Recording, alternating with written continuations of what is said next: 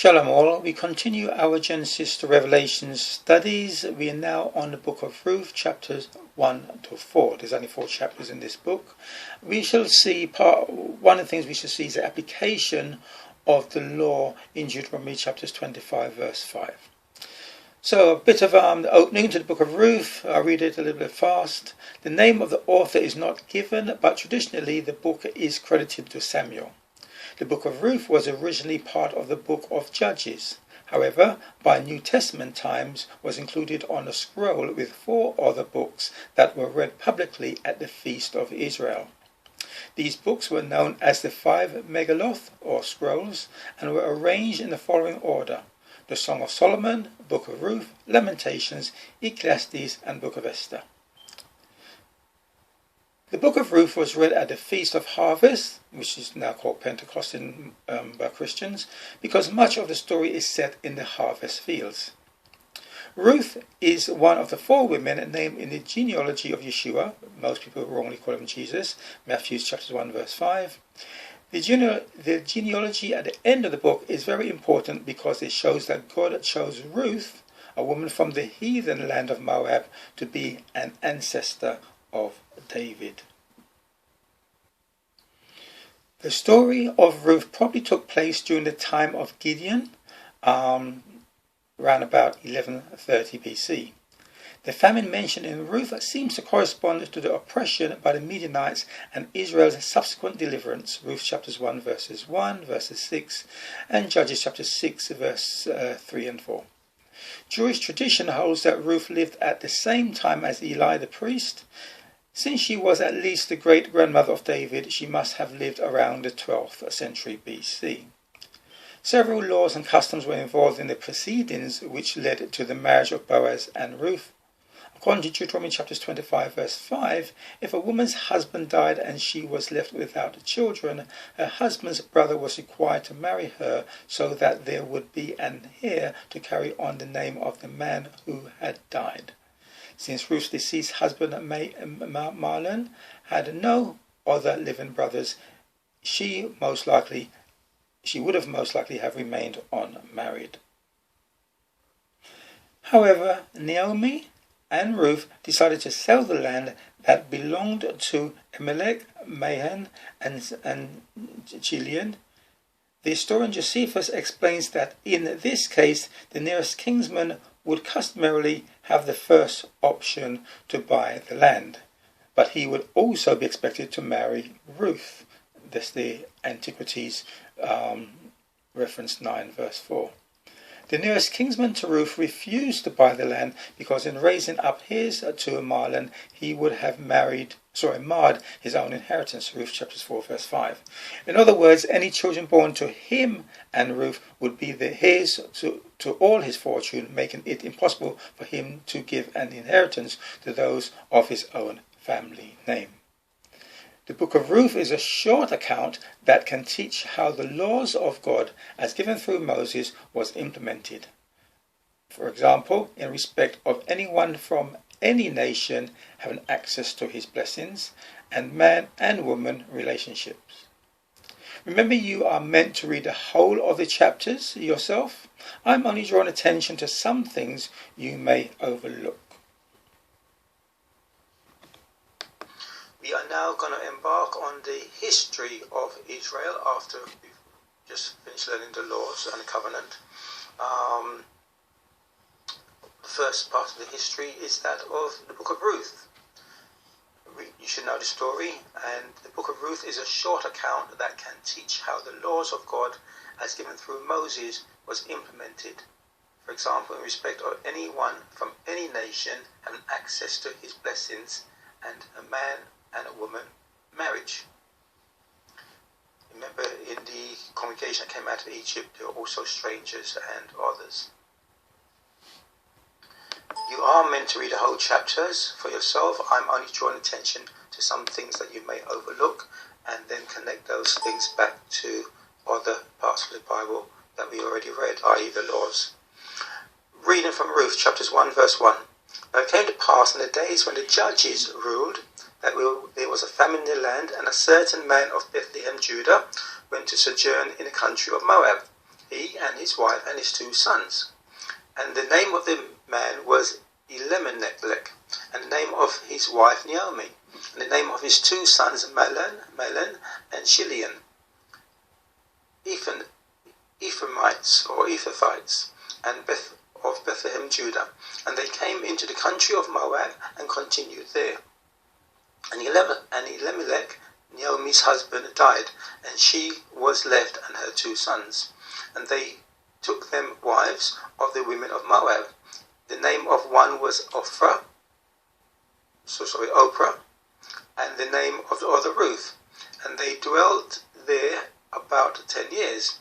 And Mahlon and Chilion died also, both of them, and the woman was left of her 2 sons and her husband. Verse 6, Then she arose with her daughters-in-law, that she might return from the country of Moab, for she had heard in the country of Moab how that Yahweh had visited his people in giving them bread. Wherefore she went forth out of the place where she was, and her 2 daughters-in-law with her, and they went on their way to return to the land of Judah. Verse 12, And turn again, my daughter. This is now Naomi talking to her daughters-in-law, telling them to go back. Turn again, my daughters, go your way, for I am too old to have a husband. If I should say, I have hope, if I should have an husband also tonight, and should also bear sons, would ye tarry for them till they were grown? Would you stay for them from having husbands? In other words, Ruth was talking about how the laws should work. Verse 15. Naomi was talking about how the laws should work. The law being that the brother of the dead husband raise up children for the other one. Okay, so reading from verse 15. And she said, Behold, thy sister-in-law is gone back unto her people and unto her gods. Return thou after thy sister-in-law. And Ruth said, Entreat me not to leave thee, or to return from following after thee. For where you go, I will go, and where you live, lodgest, I will lodge. And thy people shall be my people, and, most importantly, thy God shall be my God. So remember, the Moabites are descendants of Lot, in Genesis chapters 19 verse 37, and Deuteronomy chapters 2 verse 9. Some points to note from the account. 1. People of Israel travelled to other nations, i.e. due to famines, as Abraham and so on. They intermarried, and some returned to their tribes with new wives, servants, etc. of other nations. So Jacob did the same. For those who focus on colour of people, or Hebrew life and kind of stuff, we do not know the colour of the women, or even the men that Israeli men or Israeli women married. So we will not know the colour of their children. Ruth is just one of such many examples of intermarrying marriages. When captivity and exile later came, it was not only the Hebrew-born that were taken out of the land of Israel and Judah, it would be anyone living on that land, including the intermarried people and their servants. Remember also Judah married Canaanite women. Point number 2. In chapters 1 verses 12 to 13, Naomi, possibly Ruth, knew of the law. We can refer this back to Genesis chapters 38:11 and Deuteronomy 25 verse 5. Third point. In verse 15, to be of another nation means to be a Gentile, and that is to be of other pagan gods, because Naomi is telling them to go back to their nation and their gods, which is a system of heathens. Remember in Ephesians, or we'll note in Ephesians chapters 2 verse 12, it says, Paul speaking,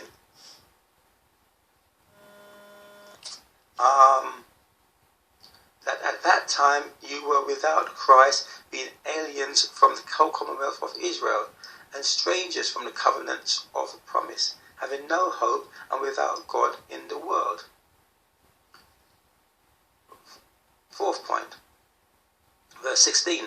To be of Ruth's God must also follow that God's commandments. Deuteronomy chapter 4 verse 7 reminds us. For what nation is there so great who hath God so near unto them, as Yahweh our God is in all things that we call upon him? Verse 8. And what nation is there so great that hath statutes and judgments so righteous as all this law which I set before you? Which I set before you this day. So anyone then or today that does not accept God's laws are binding. God's laws are binding on living in their lives today, are really working under another God's system. Acts chapter 10 verse 34, Peter said, and Peter opened his mouth and said, of a truth I perceive that God is no respecter of persons, but in every nation he that feareth him and worketh righteousness is accepted by him. So it's not about where you're born, it's about what you do. Okay, moving on to chapter 2, which is how Ruth meets Boaz.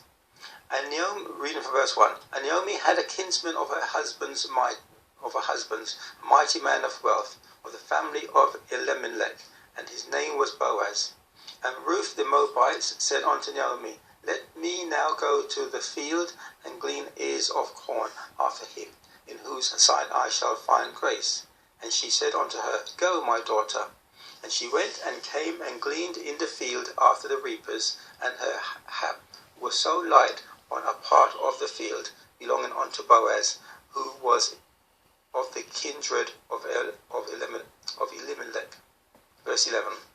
And Boaz answered and said unto her, it hath fully been showed to me all that you have done unto thy mother-in-law since the death of thine husband, and how you have left thy father and thy mother and the land of thy nativity, and are come upon a people which thou knewest not.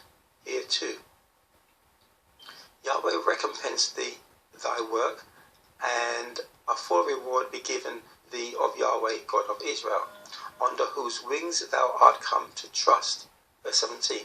So she gleaned in the field until evening, and beat out that she had the corn that she had gleaned, and it was about an ephah of barley. As I said, you'll understand the bits I've inserted if you read the whole story. But God in his wisdom and mercy made provision for situations as Ruth, showing his laws are merciful and righteous. So Ruth was operating under the Leviticus chapter 19 verse 9 law, which says, and when ye reap, not just Ruth and Boaz, and when ye reap the harvest of your land, thou shalt not wholly reap the corners of thy field, neither shalt thou gather the gleaning of thy harvest. Leviticus 23:22. And when ye reap the harvest of your land, thou shalt not make clean riddance of the corners of thy field when thou reapest, neither shalt thou gather any gleaning of thy harvest. Thou shalt leave them unto the poor and unto the stranger. I am Yahweh your God. So that's what was happening there. Now as verse 12 says, those who put their trust in his laws are blessed. Now this does not mean we do not work hard and think we can pay tithes to get blessings. We do have to work hard. But as verse 13 shows, we work hard doing our part days 1 to 6.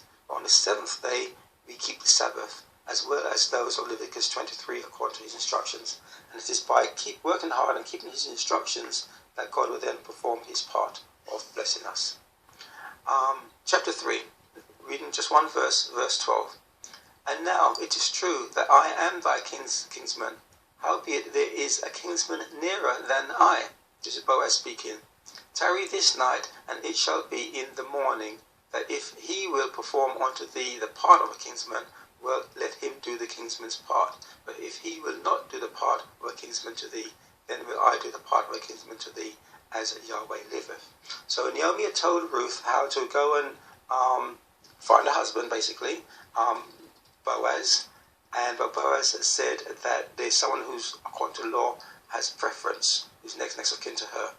And so first he has to be asked, and only if he says no can Boaz be next in line to take her to be his wife.